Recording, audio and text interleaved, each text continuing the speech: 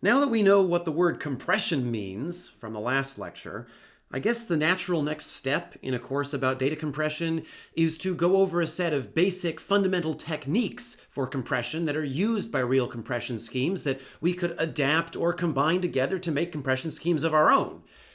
But I don't know, I sort of have a mind of my own, and I really think there's one more thing we have to talk about and see for ourselves before we can begin designing our own schemes.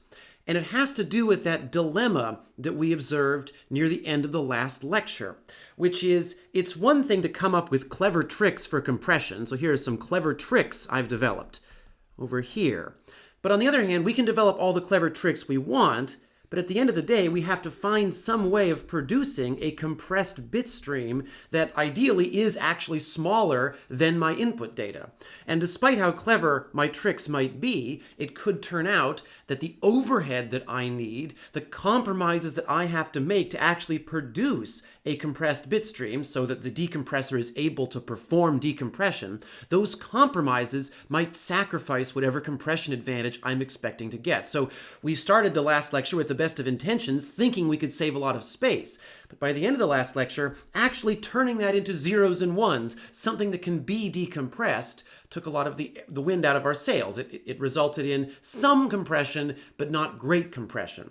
And so, although there are lots of interesting fundamental techniques that we can try, I think we have to try and confront this dilemma a little bit more, and I want to do that through the lens of a real scheme. I want to see what the designer of a real compression scheme had to do to compromise between these two extremes, these two sides of the dilemma, such that they could still achieve some amount of compression. And I also think that because data compression relies so much on thinking about actual data or sort of empirical observation of data and drawing conclusions based on what you see in data that you tend to really encounter, as opposed to sitting down and writing proofs about what kind of data could exist. Because of that, the evolution of compression schemes over time is really educational in my opinion. So seeing how schemes have progressed over the years, from very early schemes to more modern schemes, also gives us a hint as to what we should be doing if we want to design compression schemes of our own, or if we just want to understand existing compression schemes. So I will eventually talk about a set of basic techniques. We'll end up with a lecture quite late into the sequence talking about basic techniques. But before I do that, I want to spend 2 lectures talking about the design and the implementation of a real compression scheme. It's a scheme called LZW. Now, the last time I taught this course, a few years ago, I made a set of apologies about the fact that, yes, as a proud Canadian, I should pronounce this LZW, but occasionally I say LZW. I let that slip. I'm not going to make any apologies this time. Maybe it's advancing age. Maybe it's that the pandemic has exhausted my patience. But whatever, I'm half American. And there are just times where that American Z just seems to make some sense. I'm going to call this LZW. Please just say Z if you can help it, but I can't. It's LZW. The LZW scheme was invented in the mid-1980s. And it became used pretty widely after that. One reason for that was that it was incorporated into a sort of primordial compression tool, a Unix program called Compress, which I'm going to call in this course the ancient Unix compress tool, because if I just call it compress, it's going to get really confusing really quickly. So the ancient Unix compress tool used the LZW compression algorithm. And it also, of course, had to come up with some way of creating an actual bit stream based on the clever observations and design that LZW has. But ultimately, LZW isn't really a way of producing a bunch of zeros and ones. It's techniques you can use to reduce a stream of symbols. So if we consider the text input that we've been thinking of so far, really in this course we like to think of this not as a stream of characters or even a stream of bytes, but a stream of distinct symbols. And usually our symbols, when we get them, are stored in 8 bits apiece. But we like to think of symbols as sort of an abstract idea, where our input data consists of a bunch of symbols chosen from some pre-selected set, for example, all of the possible 8-bit sequences, and our output bit stream is a bunch of zeros and ones, maybe the result of manipulating those symbols somehow. LZW is a way of manipulating symbols, ideally in such a way that you produce an output stream of symbols that is shorter than what you started with. So in fact, LZW doesn't even worry about a bit stream at the end of the day. It just produces symbols. It just transforms one stream of symbols into another stream of symbols. And then the Unix compress tool has to find some way, and we'll have a whole discussion about that in the next lecture, of turning that sequence of symbols coming out of LZW into something useful, something that achieves compression.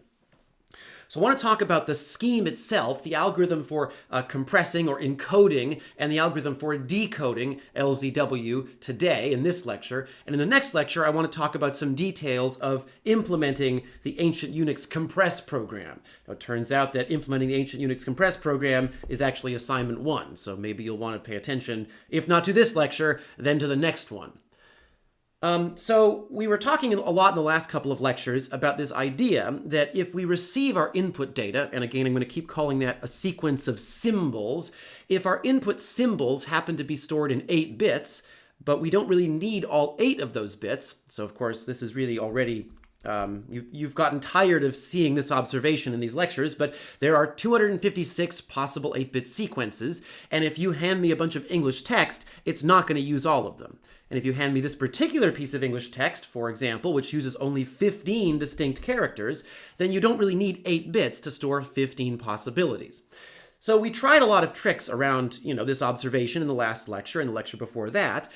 Tricks like saying, well, if I only have 15 distinct characters, why don't I try to represent them in 4 bits as opposed to representing them in 8 bits?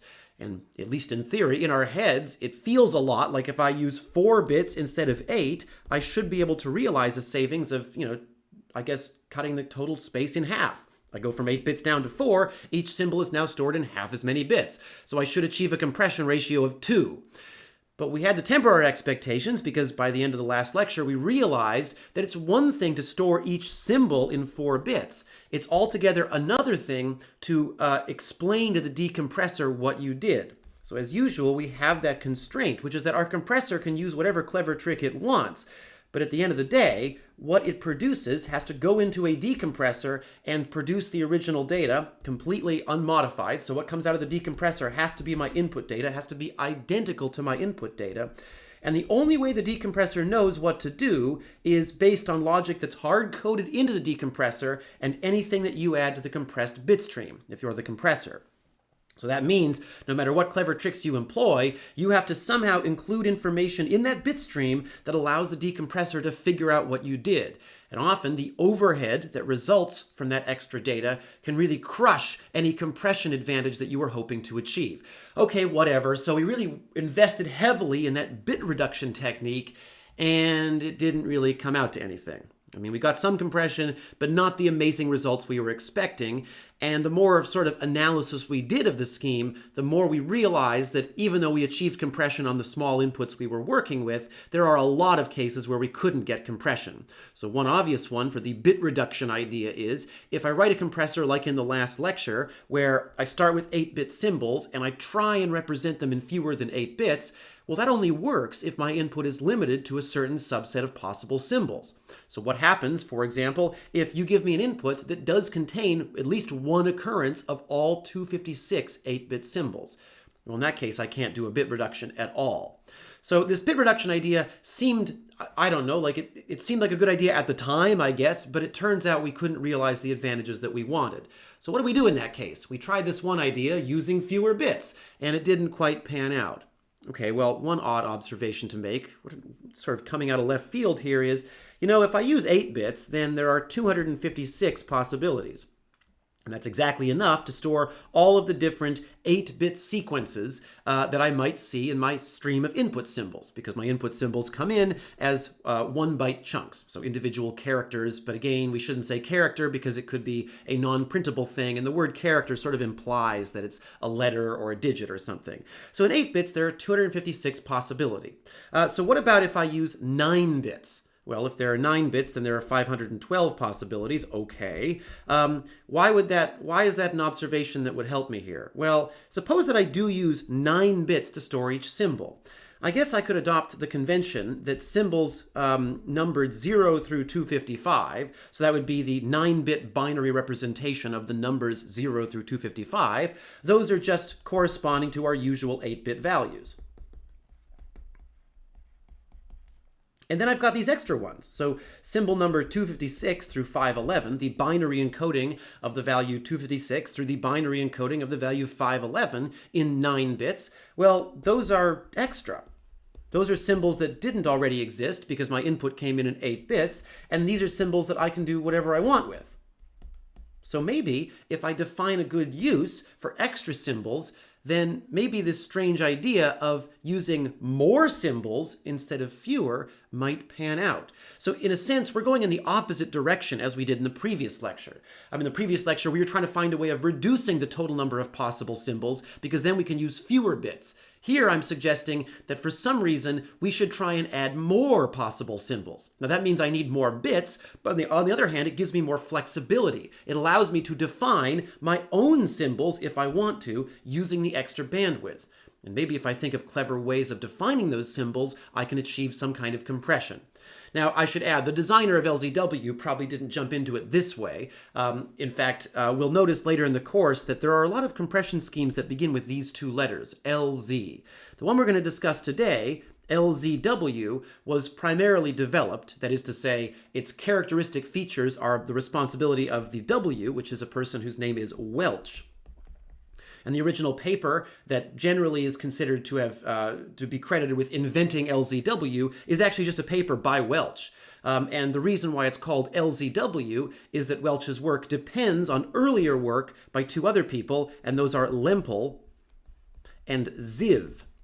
And actually, there are a large number of different schemes that derive from work of Lempel and Ziv.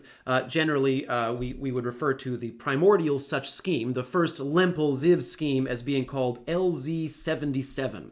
And that was published in 1977, and a whole bunch of work after that developed on the basic idea of LZ77. Now, we'll come back to that. We'll spend an entire future lecture talking about the Lempel-Ziv family of schemes. What I will observe for today is that LZW is one of those schemes. It's a member of the family, but other members of the family include the deflate scheme. So the deflate scheme relies on a certain variant of LZ77, a certain member of that family, and the LZMA compression scheme, a more modern one than deflate. Well, there's that characteristic LZ.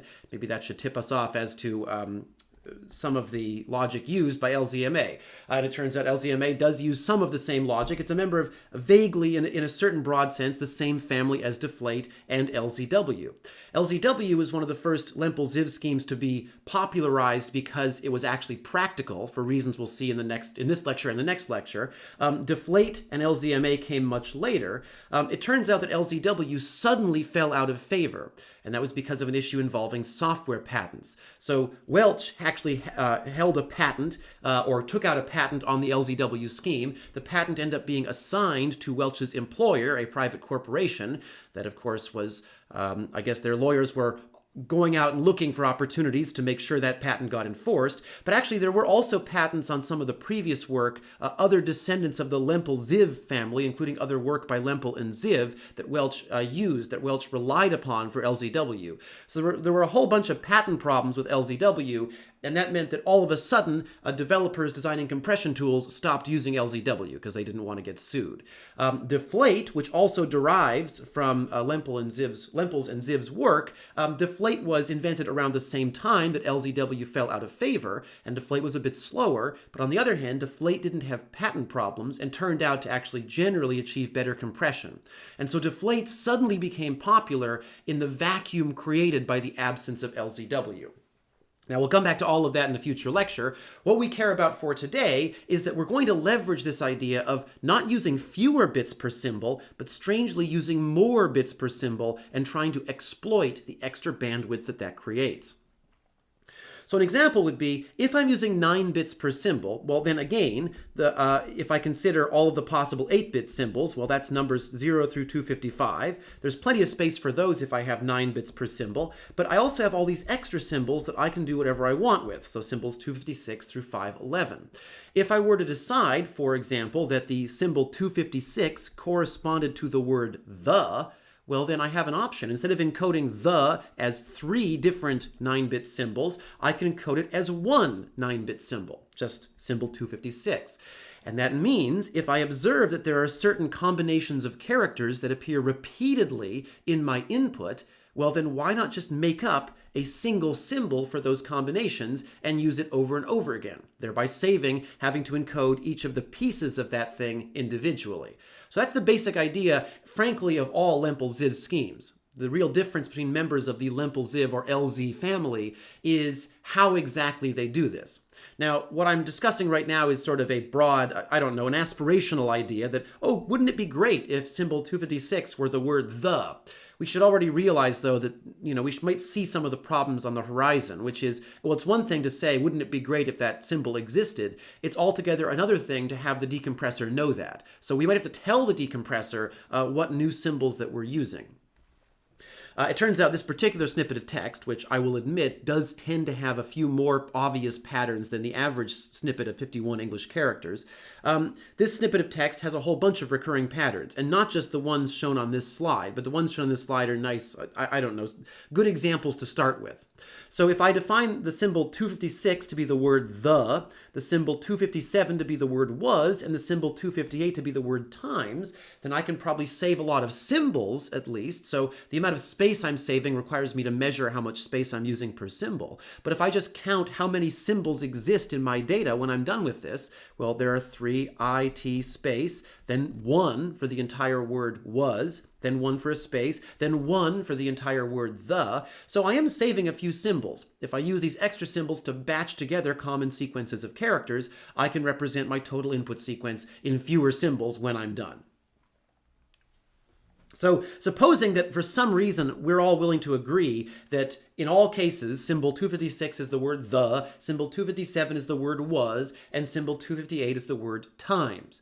Well, in that case, if we all agree on that, so if you're the decompressor and I'm the compressor, and we both agree in advance that these are my symbols, then we could consider the possible compression advantage of transforming my input sequence to use these extra symbols instead of actual individual characters. So my original input string was 51 bytes, 51 8-bit symbols, and that's 408 bits. Now, if I inflate each character to be in 9 bits to allow me to use these extra symbols, well, that inflation results in it taking 459 bits, which, if we round up, is 58 bytes. Okay, so I now have 9 bits per symbol. If I then perform these substitutions, so instead of storing the 3 letters WAS as 3 9-bit symbols, so that would be 27 bits, I could instead store it as 1 9-bit symbol, just the number 257. And if I do that, I get an encoding that takes up 315 bits, which is 40 bytes once I round up, and that gives me a compression ratio of 1.27, which isn't so bad, especially given that we're just exploring this idea over the past few minutes. So after only a few minutes of work, I've hit upon something that might result in a real advantage. Now, we know from the last lecture that we shouldn't get our hopes up too much yet, because the fact that I have observed a clever trick doesn't necessarily mean I can produce a bit stream that's actually smaller when the dust settles. I should add that I'm computing this compression ratio using this number, the result of doing the encoding, compared to this number here, 408, the size of the original. This number is irrelevant as far as computing the compression ratio. That is, if I were to use this to compute the compression ratio, it would appear to be a larger ratio. But that's cheating, because I made the data bigger deliberately. I shouldn't be allowed to compare the size of the larger input sequence that I created to the output, because that would be moving the goalposts. So performing a comparison of this new sequence with the extra symbols used versus the original sequence of 408 bits, this is turning into a bit of a mess. If I do that comparison, I get a compression ratio of 1.27, which is, as I've mentioned before, 1.27 is pretty respectable, especially, given only 15 minutes of work, given that many compression schemes we could expect to observe expansion in some cases. So this is a clever idea, and as usual, we're confronting this dilemma between clever tricks on the one hand and actually getting a compressed bit stream on the other. How do we turn this into zeros and ones? So I want to try and explore this. I want to at least see whether this is practical. So I think these are questions, many of these are derived from the same questions that we had to answer in the previous lecture. These are, I think, the natural questions that come up if we consider this clever trick. And on an exam in this course, you should be prepared to read over a brief description of a possible compression technique and comment on possible pitfalls. So things you might want to look into further before you believe this is going to result in legitimate compression. Because I hope you can agree, certainly this is a fruitful avenue to pursue. The idea of condensing down entire words or long sequences of text into single symbols certainly could produce compression because I'm using fewer symbols than I was before. But the question is, how do I make sure that I can always achieve that? So if I have to use 9 bits or 10 bits or 11 bits per character, how do I make sure I'm actually getting some benefit from that investment? For example, using a bunch of the new symbols often enough to get compression. But also, how do I know which symbols I should use? And how do I make sure the decompressor knows that? So these 4 problems, I think, are answers I might give if asked, what are the pitfalls associated with this clever trick I've just come up with? So suppose that I decide to use 9 bits per symbol. Now, really, if we discover that this is a technique that's likely to work, why would we stop at 9 bits? If I'm defining up to 256 extra symbols, so remember that if I use 9 bits, there are 512 possible symbols. But the first 256 of them are sort of reserved for the existing regular characters. So if I have 256 extra symbols to play with and I'm able to get a lot of compression, then shouldn't I be able to get even more compression if I were to use 10 bits and then I have even more symbols, extra symbols to work with, or 11 bits or 12 bits? Well, okay, we'll stick with 9 bits for the sake of the examples in this lecture, but we do want to consider that for later. If defining extra symbols is helpful, why stop at 9 bits? Why not do 10? Why not do 11? And then we have to discuss a different trade-off, which is at what point does the number of extra bits we're using just clog up the works? At what point are we using so many extra bits that we can't get compression? We'll talk about that in the next lecture. So supposing for today that we're just talking about 9 bits per symbol to keep things simple, how do I choose substitutions that give me what I want? So in this previous example, if I happen to know that these 3 things appear over and over again, then and I choose them and make up new symbols for them, then I can apparently realize compression. But how do I do that? How do I choose a good set of symbols? Can I make a good decision with streaming input? There's that streaming requirement again. If I'm allowed to look at my entire input in advance before I do the compression, then I probably can make better choices than if the input just comes at me and I have to process it as I go. The problem is, in this course, we generally rely on a streaming protocol, where you are given the data once. You're allowed to save up little pieces of that data, but you can't read the data in full twice. And so if the data is gigabytes and gigabytes in length, you can't assume that you'll have the ability to store all of it, to save it all up and read through it over and over again. There's also this question about what happens if you give me an input that doesn't really contain the substitutions I was hoping to use? Well then, maybe we're not going to get compression. And we should assume in any compression scheme, there are going to be inputs where we can't get compression, always. So we shouldn't be too hard on ourselves in that sense. On the other hand, I want to make sure that my technique works at least over a broad variety of possible inputs. I don't want it to fail in almost every case. And then finally, if any of the answers to the previous 3 questions required us to make extra decisions in the compressor, so if the compressor has to choose symbols to use or adapt to each possible input, it might make decisions based on the input. And that means the decompressor wouldn't know about those decisions in advance.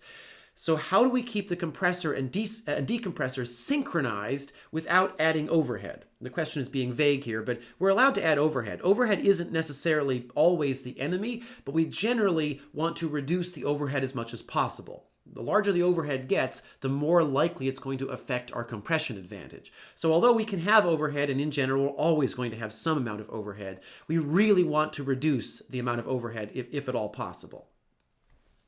Okay, how do we choose a good set of common substitutions to use as our extra symbols, to take advantage of that extra bandwidth?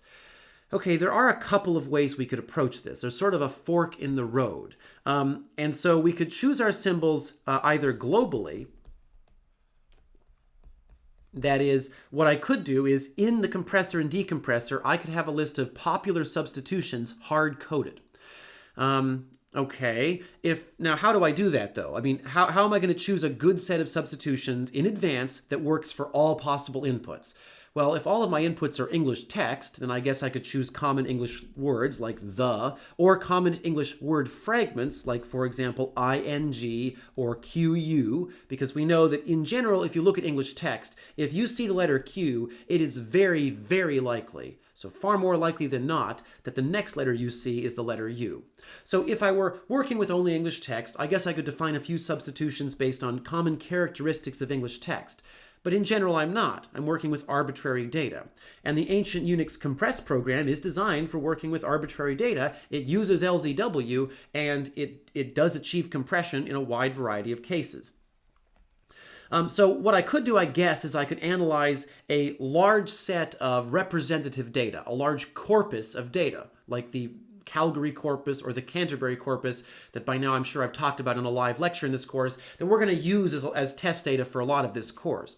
I could perform analysis of that, and if I choose a large corpus of representative data, it might have some text, it might have some uncompressible data, so already compressed images or random noise. It could have spreadsheets, it could have executable files or source code, various other types of data that I'm likely to use. I could analyze all of that and come up with a list of common patterns, so TH or QU, or common patterns that show up in certain binary formats, because if we look at a binary file like an executable or any other uncompressed binary data, there are probably certain bit sequences that occur more often than others. So one common one would be the bit sequence of all ones, so 0xFFFF, or the bit sequence of all zeros. Odds are, on an executable, for example, you'd probably see those more often than any other particular bit sequence. So we could do that. We could perform some analysis and try and come up with this global magnanimous list of 256 popular substitutions. The issue with that is that the more broad we try and make our sample, the less useful it is in any local context. If I choose a global list of substitutions that's supposed to achieve some advantage on both English text and text in other languages and images and sound and executables and other binary data, well then it's not likely to achieve a great advantage in any of those fields. It's spread too thinly. So I could try this. The problem is I wouldn't necessarily get a good set of substitutions for each set of input data, and it's a lot easier to come up with inputs that don't have any of the common substitutions if I know all of the common substitutions in advance. So depending on how I solve problem number 1, I could be fighting more with problem number 3. So the other fork in the road, if I don't want to define my set of substitutions globally, I could try and define them based on each input. You could think of this as locally, but I could look at my input or a small amount of my input, and I could try and choose good substitutions based on what I see. If I had the ability to look at all of my input in advance, I could even analyze it to see where all the recurring patterns are and use those as symbols. And I'll come back to that idea in a couple of slides. So as I said, problem number 3 and problem number 1 sort of fight with each other.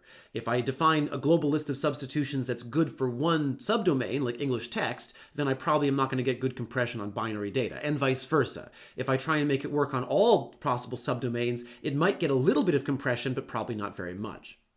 If I tailor to my input sequence, then I might get better sets of symbols, but on the other hand, I then might be fighting with problem number 2. Because if I have to analyze my input before I compress it, then how am I going to work with streaming input? And so, as usual, we're having to optimize and compromise among a whole bunch of competing constraints. There's also this other issue, which is it doesn't matter whether I'm fighting with the streaming input constraint or not. If I'm trying to synchronize my compressor and decompressor, and I make choices in the compressor based on my input, then I have to somehow tell the decompressor what choices I made. If I'm clever, I can make that use a bit less bandwidth, but I still need a way of telling the decompressor what I did. And that adds overhead, and that can be a problem. A little bit of overhead's fine, but if my overhead keeps growing as my input grows, I could be in trouble as far as achieving compression. And then, of course, this streaming input problem that all of the different problems are sort of fighting with this. In general, the more information you know about your input data, the better your compression is. That's a good rule of thumb, I think, across all domains of compression. The more you know, the better you can compress. The problem is, if you're working with streaming input, the more you want to learn about your input, the more input you have to have. And if you're not allowed to read the input twice, if you must read the input as you get it, if it arrives in a stream, like from a network connection or something, then the only way of seeing the input twice is to store it yourself. And you can't do that in general because the input could be too long. So how do we make good choices based only on a small amount of input? Remember that this streaming input constraint doesn't mean that you're not allowed to store any of your input, just that you can't store all of your input. If I wanted to store 100 kilobytes of input at a time, or 100 megabytes of input at a time, that wouldn't violate the streaming constraint in most cases. I mean, be careful, because as long as if the amount of input you're storing is proportional to the input size, you could be in trouble. But if you're always storing chunks of 100 megabytes in a general sense, not necessarily in our assignments, in a general sense, this is still allowed under a streaming requirement, because it's reasonable to assume you're on a computer that has 100 megabytes of memory available, even if you're compressing a terabyte of data. So the scheme that we're going to talk about in this lecture, LZW is, I think, a pretty ingenious scheme, and it gets extra credit because it was such an early scheme. It was one of the earliest schemes that was designed as a compromise between this dilemma of clever tricks on paper, tricks that are well reasoned, and how do we get a bit stream that actually achieves compression.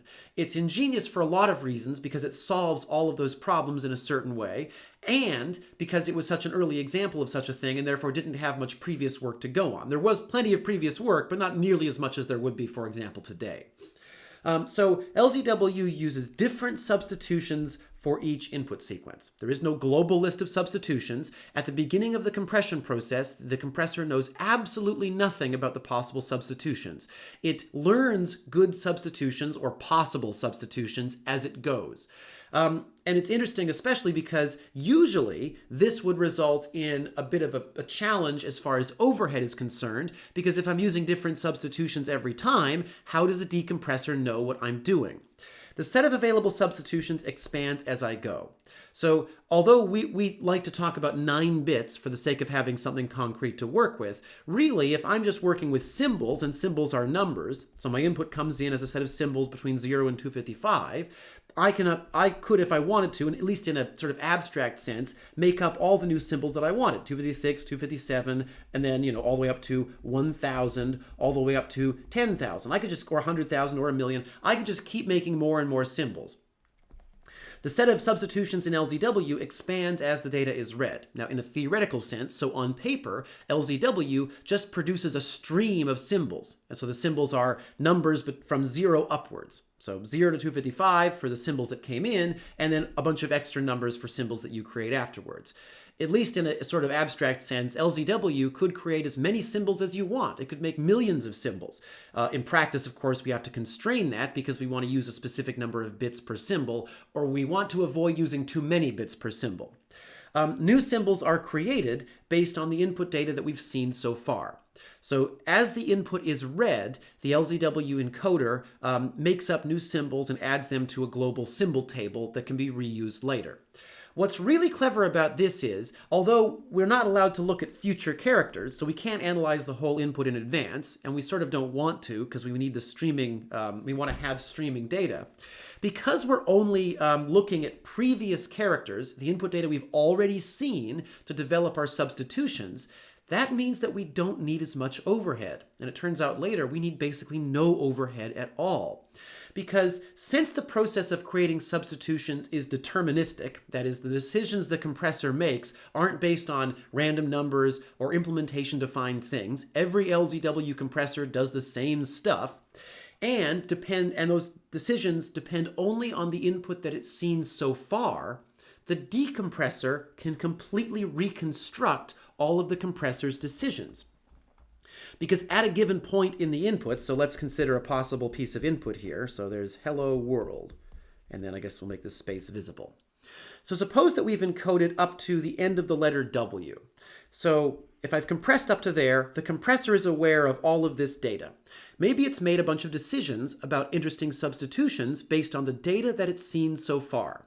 Now, hopefully, the decisions it made are going to be useful for all of the remaining data, which it has not seen.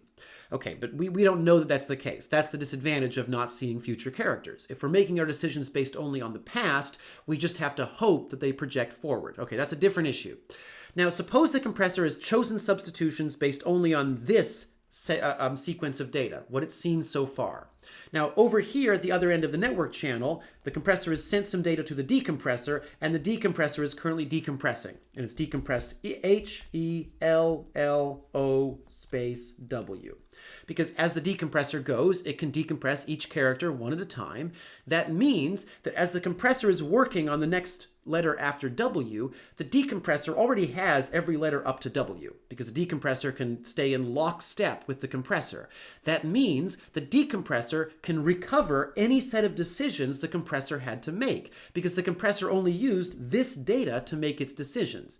And so if the decompressor has this data, the decompressor can reconstruct all the compressor's decision making. What's clever about that is that means the compressor doesn't have to explicitly tell the decompressor which decisions it made. The decompressor can figure those out itself and save a lot of bandwidth in the process.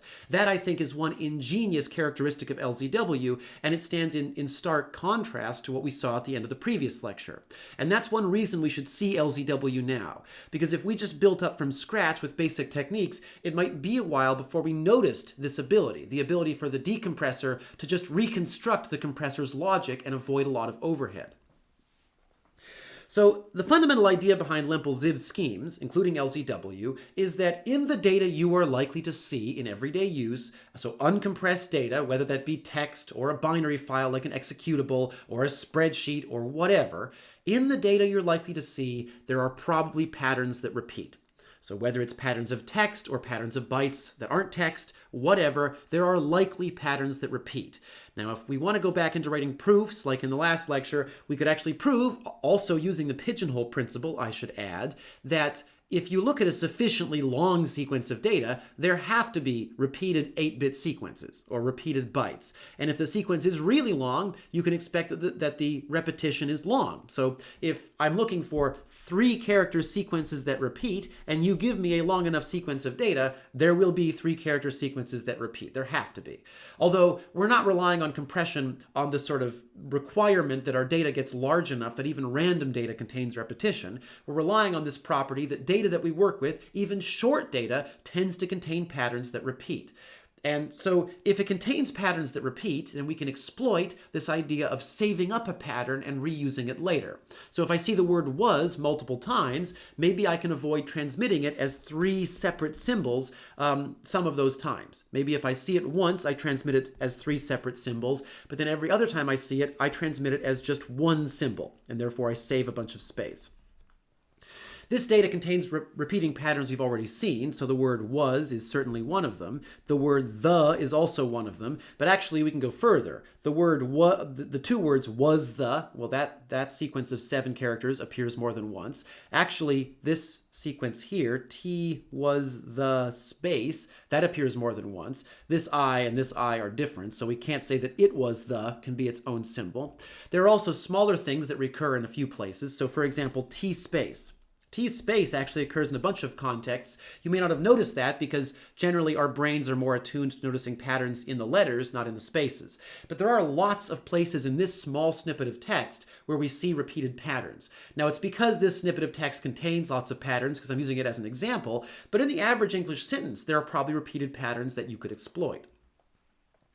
So these little things I've highlighted here, all of these snippets appear more than once in the string. So there's T space, we've also got space T, we've got ES, and we've got these larger sequences, so T space was space the space, and then ST space of times.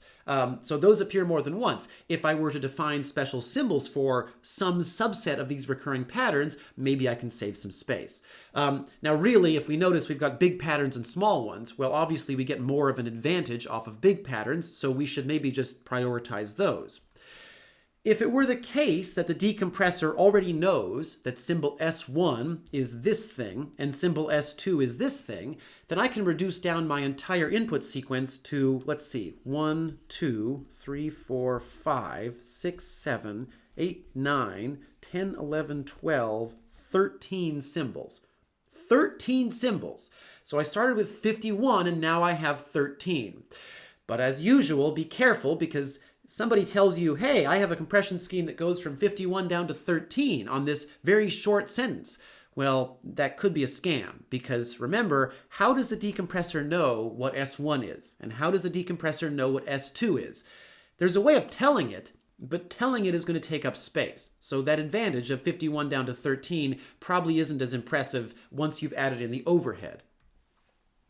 So we have to think of a compromise where I know that if the decompressor learns that S1 is this text, then every time that this text appears, I get a huge advantage. How do I teach the decompressor what S1 is without wasting a lot of space in the process? So there is one compromise I could try here, which is unlike this previous version where every time I see S1, I represent it by S1. So the very first time that S1 appears in my sequence, the decompressor already has to know what S1 is, which is implying that I somehow transmitted to the decompressor beforehand that S1 was this. What if I try sort of taking the middle ground? And when I encode my data, what I do is I notice there's a bunch of recurring patterns. So S2 would be this. I notice a bunch of recurring patterns, but I don't transmit the new symbol every single time. So S2 does appear here.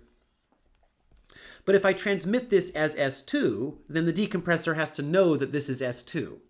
But how would I have told it? So how about this? Instead, every time I have a new symbol that I want to use, the very first time that I transmit it, I do transmit it as raw plain text. So when I first transmit symbol S2, I transmit it as T space WAS space THE space. And then I tell the decompressor somehow, hey, could you save up those last few characters and call that S2? Because then the next time I see something that I want to compress using S2, I say to the decompressor, okay, now use S2. Use that thing I told you to save earlier. So if I define the symbols as I go, I first transmit the symbol as plain text and then later tell the decompressor, so I could also do for S1, I could say T space, and then I could tell the decompressor, save up the last two characters and call it S1. And then I transmit the larger S2, and down here I say save up the last few characters and call them S2. If I do that, then maybe I can get the best of both worlds. I transmit the symbols as I go, but then I also tell the decompressor as I go to save up certain subsets of my symbols for later reuse.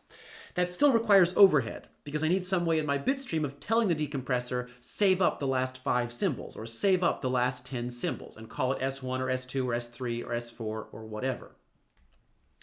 That does ensure that I can avoid transmitting my symbol table in advance, but it still requires overhead because I have to tell the decompressor what I'm doing.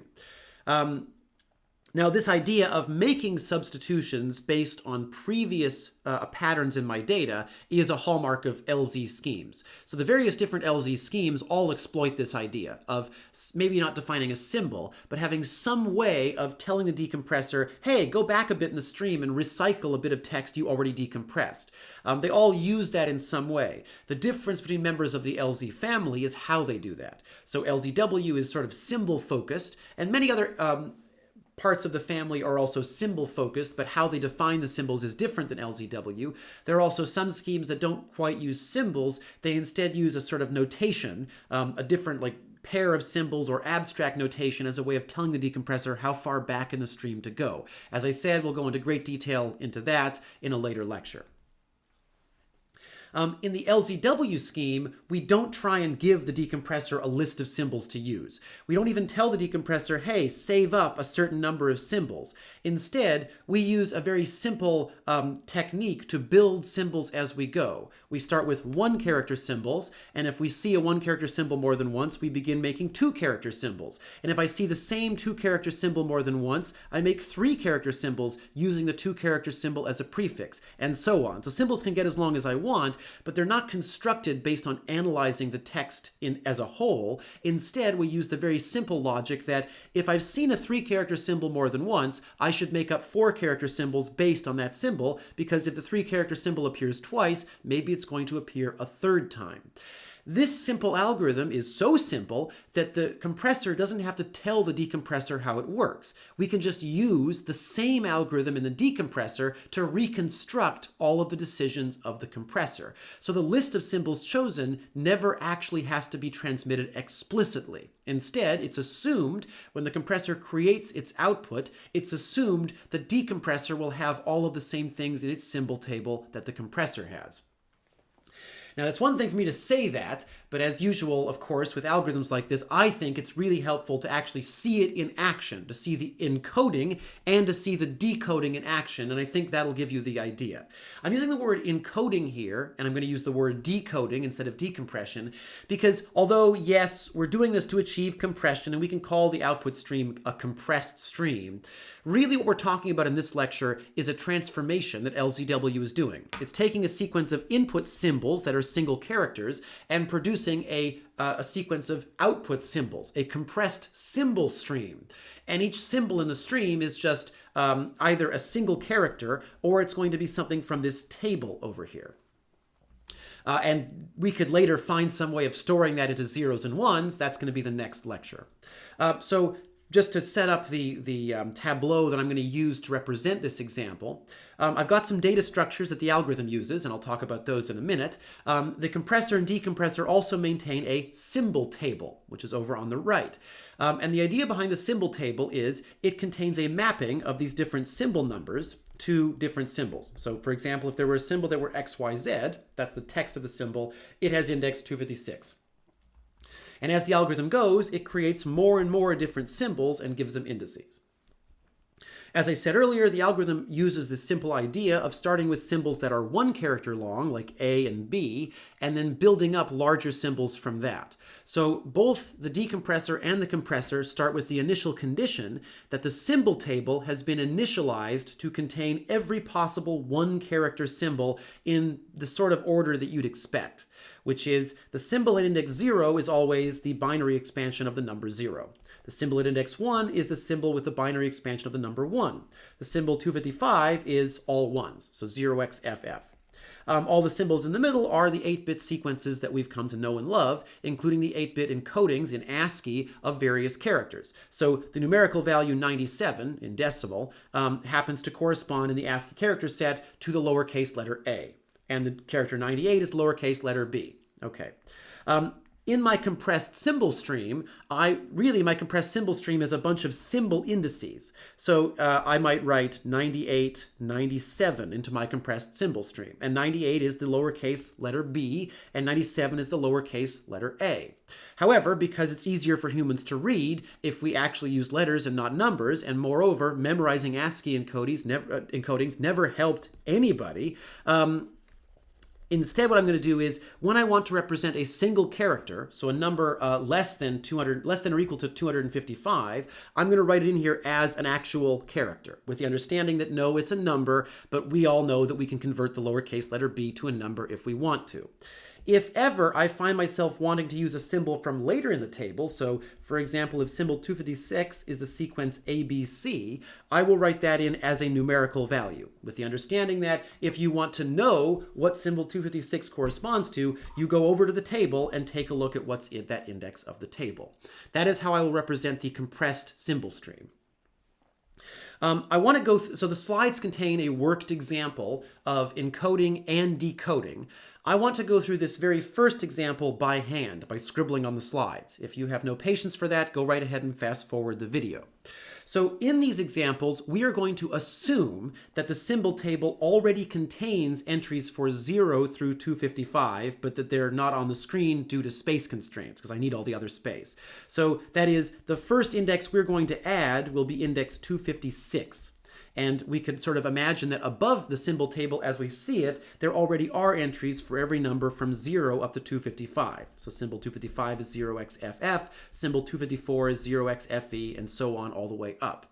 The reason I want to make that absolutely clear is that we're going to find very quickly that we ask questions like, is this symbol in the table? Is the symbol the single character lowercase c? Is that in the table? And the answer is absolutely it is. It definitely is. Every single character is already in the table as a symbol. Always. Whether it's drawn over here or not, it's in the table as a symbol. Whether a particular 2 or 3 character sequence is in the table, well, that depends on what I've added. In this case, if I ask the question, is the symbol AB in the table? The answer is no, because if it were, it would have to be in one of the slots that I fill in myself, and currently that part of the table is empty. So I want to go through the process of encoding this input sequence, which is 6 symbols long. The encoding process, besides the symbol table itself, also relies on one other persistent data structure, which is what I'm going to call the working string. So the idea in LZW is that we make up new symbols and add them to the table as we go. We also, of course, want to create this compressed symbol stream using the symbol table that we have. In general, when I add something to my compressed symbol stream, it will always correspond to a real symbol that's in the table. So remember that if I put the letter B down here, that actually means symbol number 98 or whatever. Who cares if it's number 98? But the lowercase letter b is in the table. It's at index 98. So everything I add to my compressed data stream is a symbol in my symbol table. The working string is something that goes between steps of the algorithm that lets me build up a symbol from one character up to a larger number of characters. So if my working string, for example, is ABC at the beginning of a particular step, what that's saying, and you'll see this as we go through the example, what that's saying is that I'm in the process of building up a new symbol beginning with the characters ABC.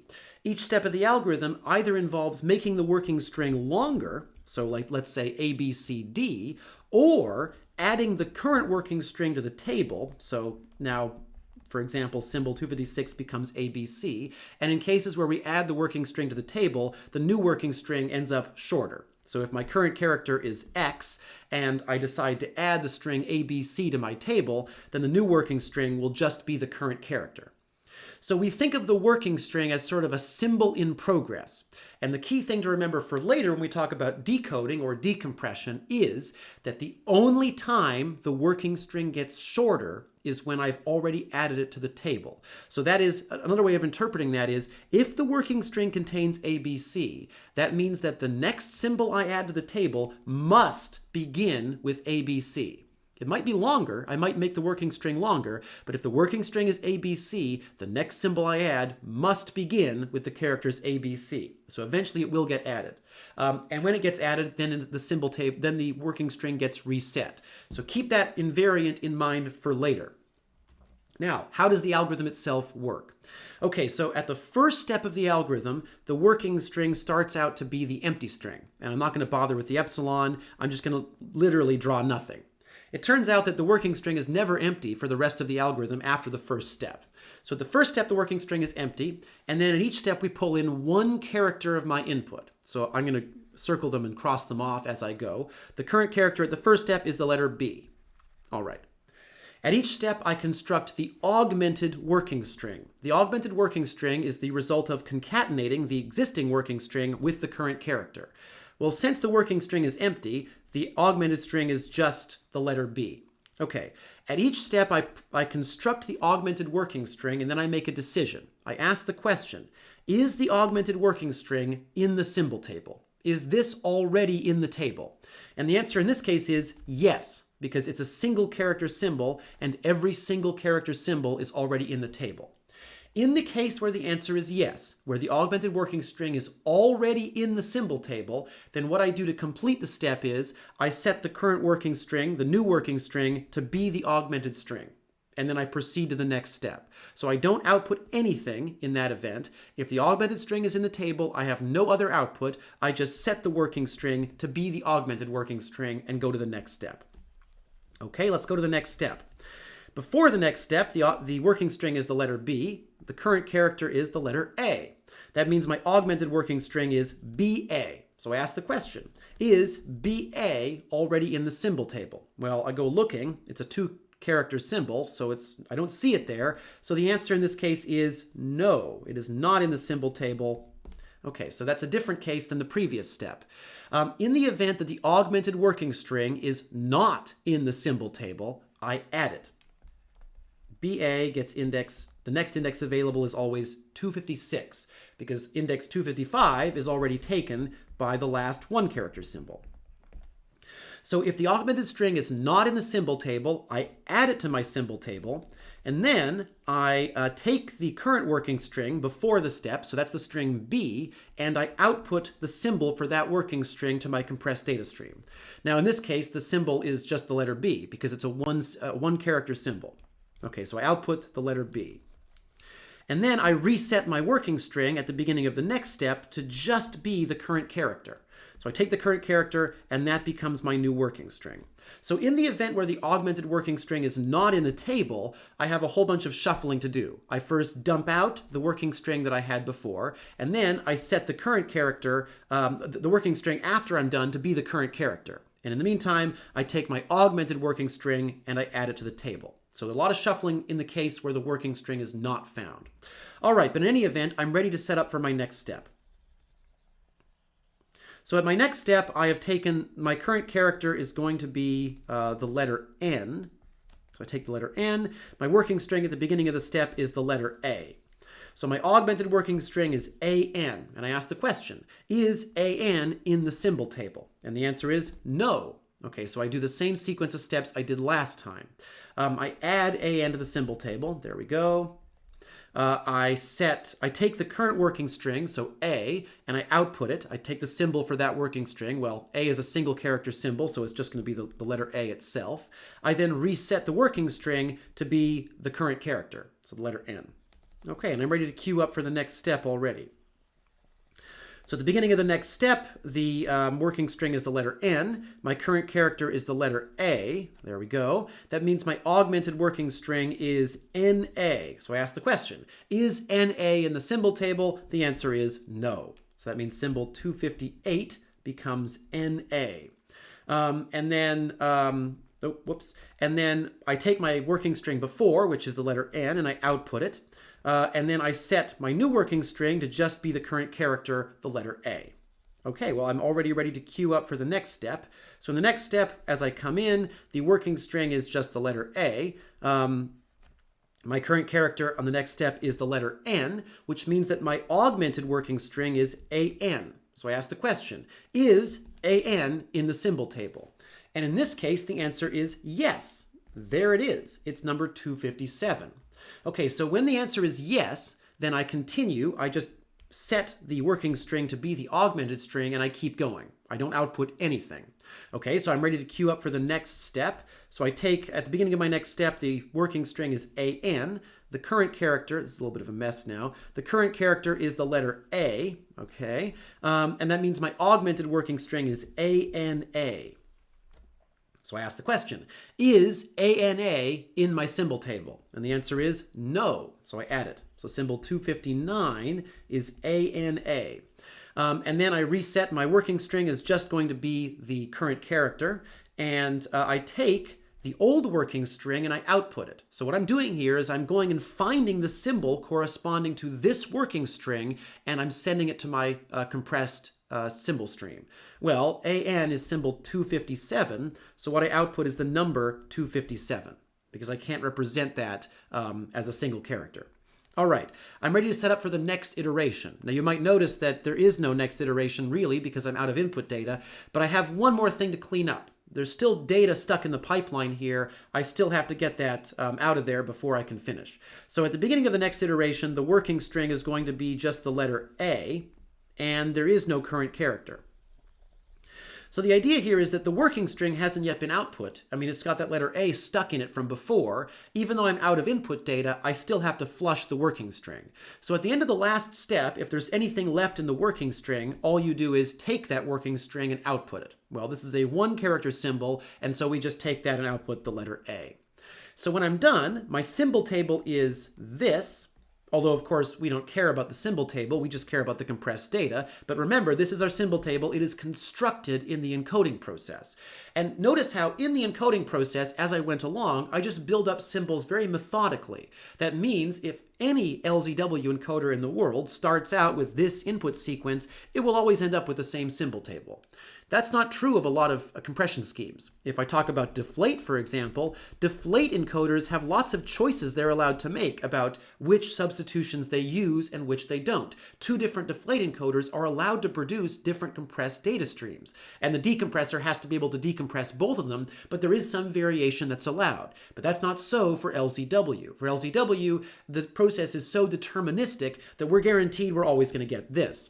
And that means that later the decompressor will have no trouble completely recovering the symbol table if it needs to, because the process is so deterministic. So here is our compressed symbol stream. This is what we would now want to encode into zeros and ones and store as our compressed data. The slides contain this example, so I will sort of skim through that.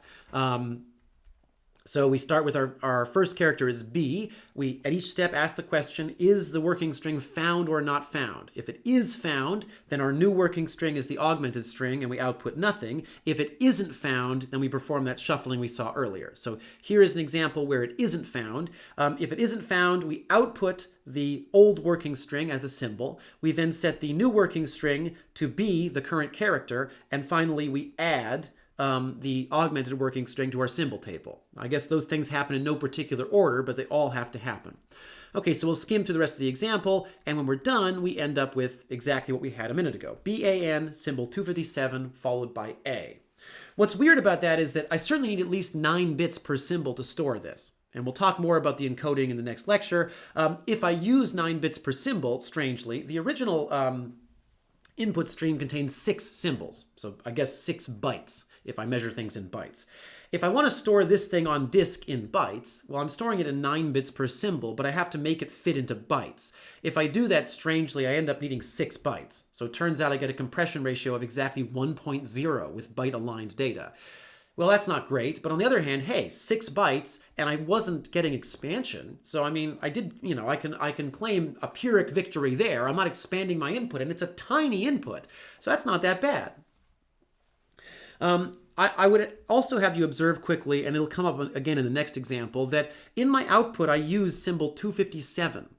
That's one way I achieve a little bit of compression. I condense 2 symbols down to 1. Notice that the symbol table contains a whole bunch of stuff that isn't actually used. The compressor creates all these symbols, it's making an investment, hoping that it's going to need them, but then it doesn't need them. Well, that's too bad. And that's sort of a fact of life. If we're making up new symbols based on what we've seen, we do run the risk that maybe we don't need those symbols later. So I'll run through this longer example to show just how many symbols get created. So we start with our first character, the letter A. Of course, it is found in the symbol table, so we keep going. And then we begin marching through these 2 symbol cases like we saw before. As we saw before, a lot of two character symbols get added to my symbol table as I'm working my way up, as I see each pattern for the first time. So, for example, the pattern A space. Well, that appears a few times in my sequence, so maybe it's a good investment to make a symbol for A space. And the algorithm does that. And I march through and make a few more 2-character symbols. And because of the patterns in this input, many of those symbols will see reuse later. All right, so I keep doing that. I keep creating symbols and just dumping out these 1-character symbols into my compressed data stream. And then finally here, when I'm sitting on this space character, then I encounter the 2-character symbol A space for the second time. So my augmented working string is A space, but this time it is found in the symbol table. I've already seen it once. It already has an index 256. That means my working string is now going to be 2 characters in length. So I'm going to begin saving some space here. So my working string is A space, and I try and build up a 3-character symbol. So I then get the string A space S, which doesn't already exist. So I make a symbol for A space S, and if you look ahead, you'll realize I'll never actually get to use that symbol for anything, but whatever, the algorithm says to make a symbol. I make a symbol for A space S, and because that symbol wasn't found, I have to dump out the working string, and I find the symbol for A space, that's 256, and that's what ends up in my output. Then I keep marching along. I create a couple more 3-character symbols. So here, the 2-character symbol SA finally gets used, symbol 258. And I keep walking, and of course, as I get further and further into my input, the number of new substitutions that I'm using increases. So earlier in the algorithm, I created a bunch of symbols that are 2 characters, and later in the algorithm, I'm getting the chance to actually use them. So I keep marching through until I get to the end, and once I'm at the end, I have managed to save. I managed to reuse quite a few of the symbols that I defined. So if I were to consider this in the 9-bit sense of 8-bit input symbols versus 9-bit output symbols, I'm able to achieve a modest compression ratio. So it's a relatively short input, but the savings I get recycling all of these 2-character symbols does allow me a certain amount of compression, which is a sign that this scheme is, so far we've seen some inputs where the scheme doesn't get amazing compression, but it doesn't get expansion yet. And there are definitely inputs where it gets expansion. You should already begin thinking about what those are. But we can see some evidence that even if the symbols are only 2 characters in length, they are going to give us they are going to pay some dividends later. Maybe also you can project forward and realize that as the sequence gets longer and longer, as I'm working with more and more input, the likelihood that I'll be able to finally start using some of the 3-character symbols increases. So there is evidence that as I go forward and make the symbol table longer, I'm going to get more and more of a payoff.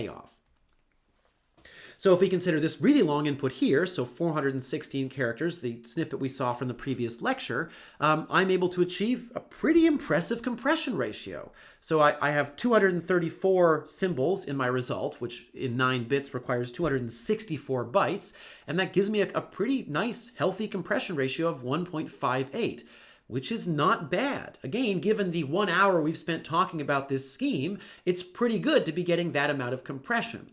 And it's also worth considering that the overhead that we need doesn't seem to be as much. Now, we haven't been convinced of that yet, I think.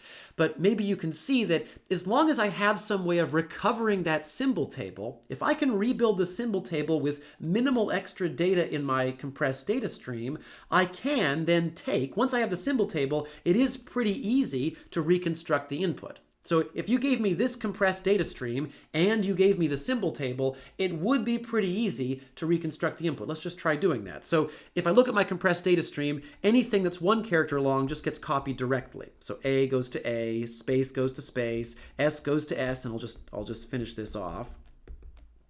There's not a space. Whenever I hit a symbol that isn't an 8-bit character, so the number 256, I just go over to my symbol table and make the substitution. So 256 equals A space. 258 is SA. Okay, there's the L. 258 again is SA. And so we can see that once you have the symbol table, it's really easy to do the decoding. Just go and do the substitutions. The question is there a way of getting the decompressor, the symbol table, without just sending it over? Because maybe you can agree, if I have to send this symbol table as part of my compressed bit stream, we're going to be in some trouble. That's a lot of data. And I think it's actually more data than we started with. So I'm going to get expansion if I have to send the symbol table directly. And this claim here, this claim of a compression ratio of 1.58 is patently false if I have to go send the entire symbol table across. The thing is, I don't. It turns out that the decompressor can recover the symbol table by just doing the same thing the compressor did. It just walks through the data and builds symbols the way the compressor did. And we'll discover as a result that if I want to decompress the data, I literally only have to send this. No other overhead is needed at all. I can just send, in this case, a 9-bit representation of each of these symbols, and I'm good. So I can indeed compress this sequence, the original input sequence, into actually 264 bytes. And so this compression ratio is indeed attainable here. But before we believe that, how do we do the decompression? Oh, I guess also how do we do the compression? Here is some pseudocode to describe the encoding process. It is pseudocode. I really encourage you on assignment 1 to just transcribe this pseudocode into C. You'll have to fill in a few details like, what is the symbol table? That's your choice. There's the question of, what's the running time of this? That depends on a lot of things. I will comment though, which is, I'll add one comment, which is that as is often the case in compression schemes that are relying on this streaming data assumption, a lot of the asymptotic stuff that we're used to doing isn't actually necessary. It becomes moot. Because usually we ask questions like, oh, how long does this code take to run? Well, that depends on how long it takes to answer a question like, is this thing already in this table? And that depends on the data structure you use for the table. And there are lots of data structures you can use to represent, in an abstract sense, tables of data, dictionary structures. That is, you could use an actual table, you could use a hash table, you could use a static array that you search through with linear search, you could use a binary search tree, and then those have different asymptotic properties. What's interesting to consider, though, is that because the symbol table is expected to have a fixed size, it doesn't really matter what data structure you use. This operation, in the context of our input size, is probably constant. So it really turns out that if you make those assumptions, probably your input, your total running time is constrained to the length of the input. And if it isn't, that means you're probably storing too much of the input and you don't have streaming after all. For the most part, though, this is just a question we should think of for the sake of completeness. Okay, so the decoding process. Well, here is our compressed string from earlier. I have to be able to demonstrate to you that if I'm given only this, and I'm not given the symbol table, I somehow have enough information to recover the entire original piece of input data. And it turns out that I do. And the trick that I'm going to use is, I'm going to do sort of two things in parallel. On the one hand, I'm going to take my input sequence and just copy the characters down one by one as I can, because there are some characters that definitely I can just decompress immediately. So BAN, for example. On the other hand, I do need the symbol table because I need to know what happens with symbol 257. What I'll do is, as I am decompressing, as I go character by character through my compressed input, I'm going to run exactly the same algorithm that I ran in the compressor. And that algorithm is going to build up my symbol table. And I'm going to hope that when I get to 257, that there is a symbol 257. If there is, then I'm good. Then I'm able to continue decompression. If there isn't, well, then we've got to sit and think about that for a minute. Then we've got to have a tough conversation with ourselves. But for now, I think we can at least start the decompression process. So the idea, again, as I mentioned earlier, is as long as the decompressor can keep following along the compression algorithm, the decompressor can keep filling in the symbol table. As long as it can stay maybe at most one step behind the compressor, it should be able to decompress everything. It should, with maybe one headache that we're going to see later. So I'm going to follow that logic. I guess I'm going to scribble on the slides like I did before, so I'll just go back to this one to have something to scribble on. I'm going to start my compression algorithm. Now, in this case, I'm going to do all the same steps as the compressor, but when I have to output a symbol, I'm just going to do nothing, because the decompressor doesn't care about outputting compressed symbols. All it cares about is decompressing the data. So, for example, in cases where my working string is XYZ and I have to output the current symbol for the working string, I don't care. I'll just ignore it. I'll just keep going, because I don't care about outputting a compressed data stream because I'm doing a decompression. So at the beginning of the algorithm, well, okay, my compressed data stream begins with the letter B. Well, I guess that means the very first decompressed symbol is the letter B. Okay, and now I'm going to run that step of the compressor. Well, the working string at the beginning is the empty string, so I'll just leave that blank. The current character is the letter B. My augmented working string is then the letter B, and I ask the question, is the letter B in the symbol table? And remember that just like in the compressor, the symbol table is initialized with all of the single character symbols. So the answer to my question is yes, it's there. That means my working string when I'm done is just the letter B. All right, so I go to the next step. I'm done with the letter B. The next step is the letter A. Well, I'll take the letter A and output that to my decompressed stream, because clearly that is the next character of decompressed data. My working string coming into this step was the letter B. The current character was A, which means my augmented string is BA. So I ask the question, is BA in the symbol table? And the answer is no. So I go and add it. So index 256 becomes BA. And that means my working string when I'm done. So when I'm done, the working string is just the current character. So that's, I'll draw the arrow better. That means that it's the letter A. Okay, so I can set up for the next step. My working string coming in is the letter A. My current character, well, that's the letter N. I better add N to my decompressed data stream. All right, my current character is n. My augmented working string is now going to be an. I ask the question, is an in the symbol table? And the answer is no, so I add it. So index 257 is now going to be an. And then my new working string is just the current character, so it's just going to be the letter n. So I set up for the next iteration.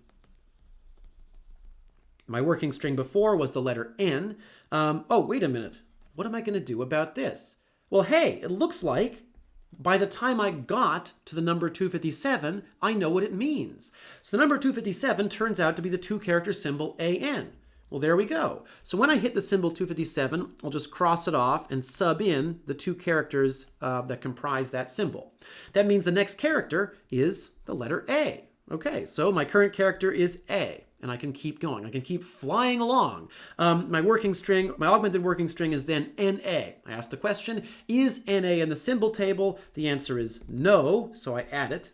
So index 258 is NA. And then I set my working string afterwards just to be the current character, and I set up for the next iteration. So A is the current working string coming in. The current character is now N. I just realized that that last A that I processed, I forgot to bring it down here, so we'll just do that. There's the A. The next character is the letter N. So remember that even though it was a single symbol, when I expand the symbol out, I process each character in the symbol individually. So the current character is the letter N. I'll just bring that N down here now so I don't forget. I'm going to redraw these A and this N. Okay, so the current character is N. My augmented string is now AN.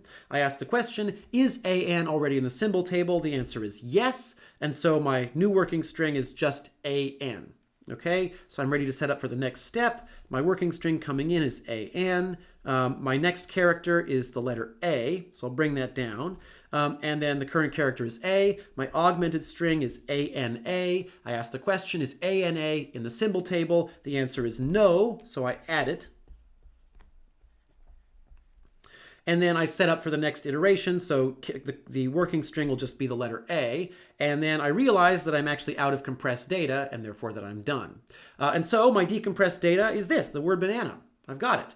And we can see what happened there. Even though the decompressor didn't have the symbol table at all to begin with, by following the compression logic in lockstep, it was able to recover all of the decisions the compressor made.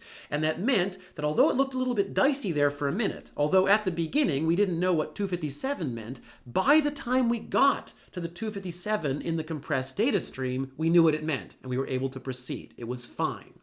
And that's the logic of the decompressor. I'll scroll through the slides doing the same thing. So we keep walking, and you notice by the time we get to 257, it's already in the symbol table, so we're good. We keep going. We keep duplicating the compression logic. So even though by the time we were done with decoding the number 257, we didn't need any more symbols, the decompressor still fills in the rest of the symbol table. Even though symbols 258 and 259 don't show up in its input, it is still able to recover every element of the symbol table. And so this means that I don't have to transmit to the decompressor any details about the symbol table. It can figure that out itself. Now, the reason this is also a bit of a downside, so the idea of the decompressor reconstructing the table on its own means I don't need any extra overhead. But it also means that the compressor isn't allowed to be any more clever than it already is. So in a lot of other schemes where tables are used, there might be some facility to say, hey, you know, I never need symbol BA. I never need that again. So why not just delete it and free up that entry of the table for somebody else? But I can't do that because if I want to delete entries of my table because I know they never get used, I have to tell the decompressor to delete entries of its table. And if I want to tell the decompressor to do that, I have to give it more information. I have to send some overhead. And I'm not sending any overhead. So the trade-off here is to allow the decompressor to recover my table itself, I have to also avoid doing anything with my table, even if it would result in some optimization. So I have to live with the fact that I might create a whole ton of symbols that never get used. In that earlier example with the longer string, you probably noticed there are tons of symbols that nobody ever used. But I had no choice but to include them because I need to maintain the synchronization with the decompressor. Now there is one special case. Now, usually when we see sort of a miracle like this, where we can achieve this compression with the decompressor following along, we do want some kind of proof that there aren't any, special cases, any skeletons in the closet. Now, so this is something that the author of the scheme had to demonstrate at the time, but it turns out there is only one special case, and it's called the cScSc problem. And the idea behind that is it occurs when there is a single character and then a symbol that you already know about, and then that same character again, and then that same symbol again, and then that same character a third time. When you have a pattern that looks like this in your data, and the symbol can be of any length, it can be one character, it can be 5 characters or whatever, it's already in the table. When you have this pattern showing up in your data, a certain sort of nasty situation can occur, a certain pretty terrifying occurrence if you're the decompressor. It turns out, though, that we can still deduce enough information that the decompression can finish, and also that there is no other special case. So if we can handle this, we can do decompression. So I have an example here. This is a valid compressed input. So an actual LZW compressor did produce this input. It is not bogus, it is valid. And if you're given a midterm question where it says the input is valid, then the input probably is valid. And if the input isn't valid and the question says it is, then that's my mistake and you won't lose marks for it. But often on exams, I'll get questions like, are you sure this is a valid input? Yes, no, it's valid. It's just a tough one. It's just tricky. So I'm going to go through the decoding. I'm going to skip over the boring parts. So we already know how to decode. I'll bet we're not going to be too surprised about how this part gets decoded. For the sake of not wasting too much video time, I will just skip to the interesting part of the decoding process. So I walk through the first few characters of the compressed data stream, and while I'm doing that, I fill in the symbol table up to symbol number 263. Everything's looking good so far. So when I'm done decoding the letter B here, I observe that my next thing has to be symbol 256, but that's not going to be a big deal because I do have symbol 256 already. So that shouldn't be a problem. So we'll keep walking. There's symbol 256. Symbol 256 expands out to AN. So my current character, here's the A from AN. And I'm at symbol 264. And I begin getting a little bit worried. Okay, so I've just decoded this A. And I'm currently at symbol 264. I better hope that N, when I get to the step with the N, it can do the heavy lifting and define symbol 265, because I'm going to need symbol 265 very soon after that. And obviously, if I'm the decompressor and I don't have symbol 265, I am in a lot of trouble.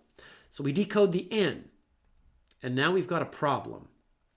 So when I'm done decoding the N, I am out of other data to decompress. I have to decompress symbol 265. So I go over to my symbol table and oh, there is no symbol 265. Uh-oh, so what do I do? This is a problem. And we'll see in this course a lot of schemes that rely on this trick of having the decompressor follow the compressor in lockstep, where it can duplicate a lot of the compressor's data by just doing all the same things the compressor does. The problem is, if you do that, you have to make sure that the decompressor doesn't fall behind. If the decompressor gets so far behind the compressor that it can't reproduce the compressor's steps, then maybe it gets stuck and decompression is impossible. That certainly looks like what's happening here. The question is there anything we can do to figure out what the next character is? So my logic is, certainly if I were the decompressor, I would be panicking right now. If I don't know what the next character is, I can't keep decompressing. Maybe I'm stuck forever. So as far as solving this goes, I'm going to set very cautious goals. I think the only goal I have is, can I learn just one more character? Because maybe if I can learn just one more character, that is enough to unstick me. Maybe if I can learn just one more character of my decompressed data, then maybe I can fill in this entry of the table and I can keep moving along. So all I need is one character. Can I learn anything about symbol 265? That is my question. Maybe I can't learn everything about symbol 265. Maybe symbol 265 is 100 characters long. But if I can learn just one character of symbol 265, if I could learn that symbol 265 starts with the letter X, for example, then I could do just one more step of the algorithm, and that might be enough to break the logjam. That might be enough to allow me to finish the process. So what do we know about symbol 265? Well, I think what we know is that at the beginning of the next step, the working string is going to be AN. And what do we know about working strings? Well, remember that invariant from earlier. The working string keeps increasing in length, so AN, and then maybe I add even more characters to it, X, Y, Z, and then ABC, whatever. The working string gets longer and longer and longer. But the only time the working string gets shorter is when it turns into a symbol. And so that means when this algorithm continues, if the compressor keeps compressing from this step onwards, then whatever symbol it comes up with next has to begin with this. I don't know how long the next symbol is going to be, but I do know that the next symbol is going to begin with A and then N. And I think that that's all I need, because that tells me that although I don't know how symbol 265 ends, I do know how symbol 265 begins. It's going to be A, then N, and then maybe some more stuff. But I'm not there yet. But I know enough about symbol 265 that I can get started. So I think, okay, the next character has to be the letter A, and that's enough to do just one more step of my algorithm. And so if I do that, I guess actually I'll do that before I show the slide version of that. So if I know that the next character is A, then what happens? Well, I'll ignore this and I'll set up my next step. Okay, so my working string at the beginning of my next step is going to be AN. The current character will be the letter A. I guess that means also that the next character of decompressed data is the letter A. My augmented working string is ANA. And I ask the question, is the string ANA in the symbol table? Nope. So I go and add it. And there it is. It turns out symbol 265 is ANA. And when I'm done, the working string will just be the letter A.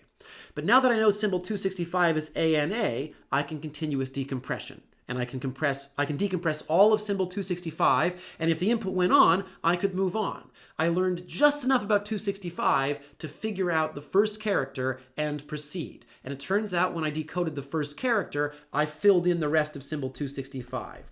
It also turns out, for reasons that we don't have to prove ourselves, but it turns out that this actually works in general. That if you are missing a particular symbol in the LZW decoding process, it will always be the next symbol in the table. So symbol in this case 265. And the structure of that next symbol will always be the same. So if you're stuck on a step where the working string is AN, then the next symbol will always be that working string, AN, followed by a copy of its first character. So ANA. So symbol 265 ends up being ANA. The reason I mention this is if you have to solve a problem like this by hand, you could probably do it the way I just did, deductively. You could say, I don't know anything about symbol 265, but I know it begins, I guess, with A, so I guess I do know one thing about symbol 265. I don't know almost anything about symbol 265 except that it starts with A, but I can do one more step and that'll be enough to fill it in. It turns out though in general, so for the sake of writing code, it turns out that the new symbol that you're missing will always be the current working string followed by a copy of its first character. So if the working string is AN, then the next symbol is ANA. If the working string is WXYZ, then the next symbol is WXYZW. So this is the cScSc problem. I'm going to do a summary of that in a minute. We'll just skip over the part where the slides do the thing that I just did. So if I know the next symbol is A, and I work one step forward, I fill in symbol 265, and then I can finish decompressing. And so in this case, the cScSc problem is due to this subsequence of data. So my original input that the compressor compressed contained this subsequence, and in this case, it had the character A, followed by the letter N. N in this case is the S. So N is already, it's a one-character symbol, but it is a symbol. Followed again by the letter A, there's the C. Followed again by N, there's the symbol S. And then followed again by A, there's the C again. And so the cScSc problem turns out to be the only special case. So this idea earlier of recovering the symbol table as we go and just keeping up with the compressor, that was risky. It turns out there was one case where you could stumble and fall behind, but there was still a way to recover. And it turns out that there actually is nothing else hiding in the algorithm. So as long as we can resolve this special case, we can do decompression. And so here is some pseudocode to represent the decompression process. We basically set up the compression algorithm. So we create a symbol table, and then we prepare ourselves to do the same logic as the compression process. But in the meantime, we read our compressed symbol stream. So remember that our symbol stream is a bunch of indices of symbols, so we'll call them I. For each symbol in our symbol stream, we ask the question, Is the symbol you just gave me a valid symbol in the table? If it is, then just grab its contents and start decompressing them. And so then we take some symbol S out of our table and look at every character in S, because S could contain more than one character. For each character, we output the character and then do the usual LZW encoding process to update our symbol table. On the other hand, if I give you a symbol that isn't in the table, that is the cScSc problem.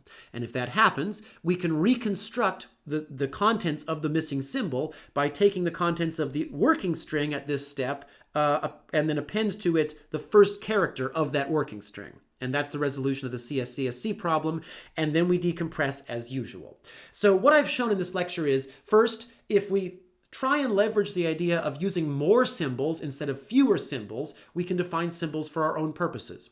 We can then, if we're clever, define a set of symbols that the decompressor can recover on its own. We'll see later examples of schemes that define symbols more cleverly. This is a pretty simple way of defining new symbols. Just build symbols up. You see A, and then you see AB, so you make a symbol for it. Then later you see AB again, and then it's already in the table, but then you see ABC, so you make a symbol for that. You just build up new symbols based on symbols you've already seen with one letter added. The decompressor can recover the entire symbol table and therefore do the decompression. That means LZW is actually a lossless compression scheme. I can compress, I can decompress. But the next question is, how do I turn that logic into a bit stream that saves me space? So I have these symbols, and the symbols are not 8 bits in size. I could use 9-bit symbols, but that might not give me enough options. If making new symbols is a helpful thing to do, why don't I use 10 bits? Why don't I use 11 bits? Well, if I do that, then I'll have more symbols available, but I'm inflating the size of each symbol more and more. How do I turn this into a scheme that actually does save me space? How can I write a program that gives me legitimate compression? And that, turning LZW into a practical compression program, will be the topic of the next lecture.